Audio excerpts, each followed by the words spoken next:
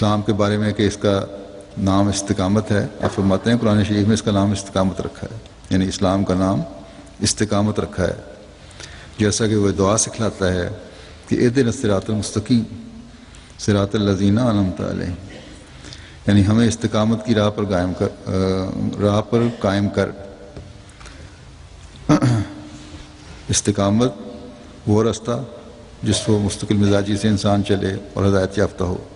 آپ نے فرمایا اس لیے اسلام کا نام اس حوالے سے قرآن کریم میں استقامت ہے۔ فرمایا کہ ان لوگوں کی راہ جنہوں نے تجھ سے، اس کا ترجمہ کرتے ہوئے فرماتے ہیں یعنی ہمیں استقامت کی راہ پر قائم کر ان لوگوں کی راہ جنہوں نے تجھ سے انعام پایا اور جن پر آسمانی دروازے کھلے۔ فرماتے ہیں کہ واضح رہے کہ ہر ایک چیز کی وجہ استقامت اس کی علت غائب پر نظر کر کے سمجھی جاتی ہے، اس کی وجہ، اصل وجہ جو ہے اس پر غور کر کے سمجھی جاتی ہے۔ اور انسان کے وجود کی علت غائب یہ ہے، مقصد کیا ہے انسان کے وجود کا، کہ نوع انسان خدا کے لیے پیدا کی گئی ہے، کہ انسان جو ہے وہ خدا تعالیٰ کے لیے پیدا کیا گیا ہے، اس کی عبادت کے لیے پیدا کیا گیا ہے۔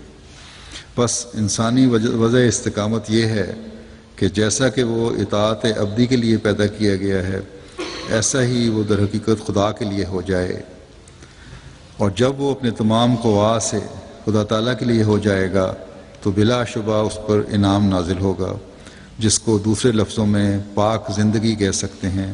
جیسے کہ تم دیکھتے ہو کہ جب آفتاب کی طرف کی کھڑکی کھولی جائے تو اس آفتاب کی شعاعیں ضرور کھڑکی کے اندر آ جاتی ہیں، ایسا ہی جب انسان خدا تعالیٰ کی طرف بالکل سیدھا ہو جائے اور اس میں اور خدا میں کچھ حجاب نہ رہے، تب فی الفور ایک نورانی شعلہ اس پر نازل ہوتا ہے اور اس کو منور کر دیتا ہے اور اس کی تمام اندرونی غلاظت دھو دیتا ہے۔ تب وہ ایک نیا انسان ہو جاتا ہے اور ایک بھاری تبدیلی اس کے اندر پیدا ہوتی ہے۔ تب کہا جاتا ہے کہ اس شخص کو پاک زندگی حاصل ہوئی۔ اس پاک زندگی کے پانے کا مقام یہی دنیا ہے۔ اسی کی طرف اللہ جل شانہ اس آیت میں اشارہ فرماتا ہے، من کان فی ھذہ اعمیٰ فہو فی الآخرۃ اعمیٰ واضل سبیلا، یعنی جو شخص جہان میں اندھا رہا اور خدا کے دیکھنے کا اس کو نور نہ ملا وہ اس جہان میں بھی اندھا ہی ہوگا۔ پھر آپ اس بات کی وضاحت کرتے ہوئے کہ اہدنا الصراط المستقیم کی دعا کی قبولیت کے لیے کن پہلوؤں کو مد نظر رکھنا چاہیے، فرماتے ہیں کہ اہدنا الصراط المستقیم میں تمام مسلمانوں کو لازم ہے ایاک نعبد کا لحاظ رکھیں، کیونکہ ایاک نعبد کو ایاک نستعین پر مقدم رکھا ہے۔ بس عملی طور پر شکر کرنا چاہیے اور یہی مطلب اہدنا الصراط المستقیم میں رکھا ہے۔ عملی شکر جو ہے وہ اہدنا الصراط المستقیم اس کی تفسیر ہے یا اس میں وضاحت آئی ہے، یعنی دعا سے پہلے اسباب ظاہری کی نگہداشت ضروری طور پر کی جاوے اور پھر دعا کی طرف رجوع ہو۔ اولاً عقائد، اخلاق اور عادات کی اصلاح ہو، پھر اہدنا الصراط المستقیم، پہلے اپنے عقیدے درست کرو، بدعات اور غلط قسم کے جو چیزیں رواج پا گئی ہیں ان کو چھوڑو، اس عقیدے پہ قائم ہو جو حقیقی اسلامی عقیدہ ہے۔ پھر اپنے اخلاق بہتر کرو، اپنی عمل صحیح کرو، ان کی اصلاح ہو جائے، پھر اہدنا الصراط المستقیم کی دعا ہو، تبھی اللہ تعالیٰ پھر اس کو قبول فرماتا ہے۔ فرمایا اہدنا الصراط المستقیم کی دعا تعلیم کرنے میں اللہ تعالیٰ نے چاہا کہ انسان تین پہلو ضرور مد نظر رکھے، اول اخلاقی حالت، دوم حالت عقائد، سوم اعمال کی حالت۔ مجموعی طور پر یوں کہو کہ انسان خداداد قوتوں کے ذریعے سے اپنے حال کی اصلاح کرے، پھر اللہ تعالیٰ سے مانگے۔ جو اللہ تعالیٰ نے طاقتیں دی ہیں انسان کو، عقل ہے، شعور ہے، اس کے ذریعے سے اپنی اصلاح کی کوشش کرے اور پھر اللہ تعالیٰ سے مانگے کہ جو مجھ میں تھا اس کو تو استعمال کر رہا ہوں، اب تو مجھے ہدایت کی طرف لے کر آ، کیونکہ تیری مدد کے بغیر ہدایت نہیں مل سکتی۔ یہ مطلب نہیں کہ اصلاح کی صورت میں دعا نہ کرے، اس وقت بھی مانگتا رہے، جب خود اپنے طور پہ بھی کوشش کر رہا ہے تب بھی دعا ضروری ہے۔ فرمایا کہ اہدنا الصراط المستقیم میں دعا انسان کی زبان، قلب اور فعل سے ہوتی ہے، یعنی زبان سے بھی اس کا اظہار ہو رہا ہو، دل سے بھی اس کا اظہار ہو رہا ہو، اور انسان کے ہر عمل سے اس کا اظہار ہو رہا ہو، تبھی اہدنا الصراط المستقیم کی دعا حقیقی دعا بنے گی۔ اور جب انسان خدا سے نیک ہونے کی دعا کرے تو اسے شرم آتی ہے، مگر یہی ایک دعا ہے جو ان مشکلات کو دور کرتی ہے۔ جب انسان زبان سے اقرار کرے گا، دل بھی اس کا اس طرح مائل ہوگا، کوشش بھی ہوگی، تو ظاہر ہے پھر یہ توجہ بھی پیدا ہوگی کہ اللہ تعالیٰ سے میں مانگ رہا ہوں اب، تو اس شرم کے ساتھ یعنی کہ دوہرا عمل ہو جائے گا۔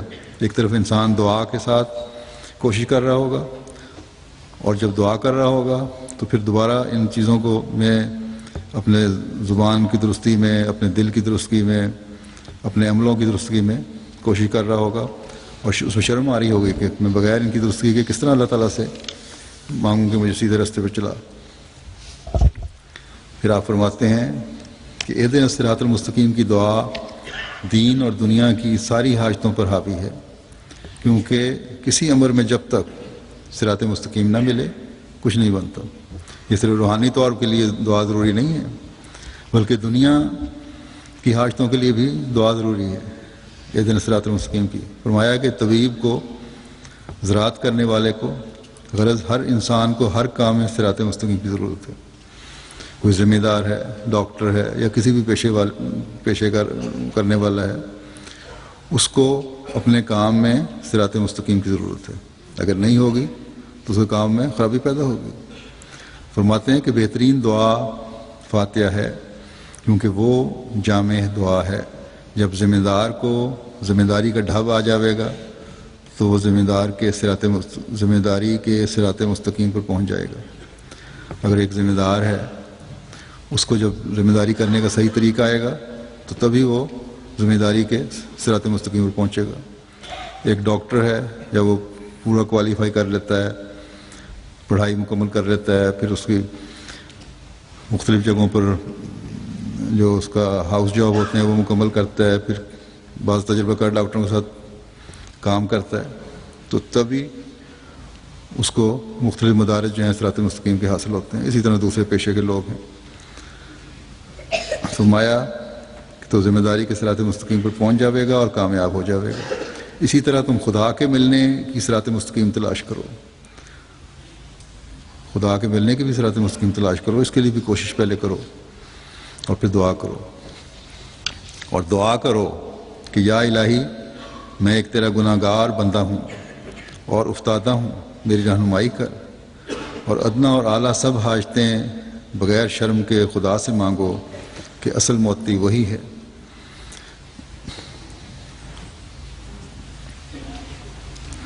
بہت نیک وہی ہے جو بہت دعا کرتا ہے۔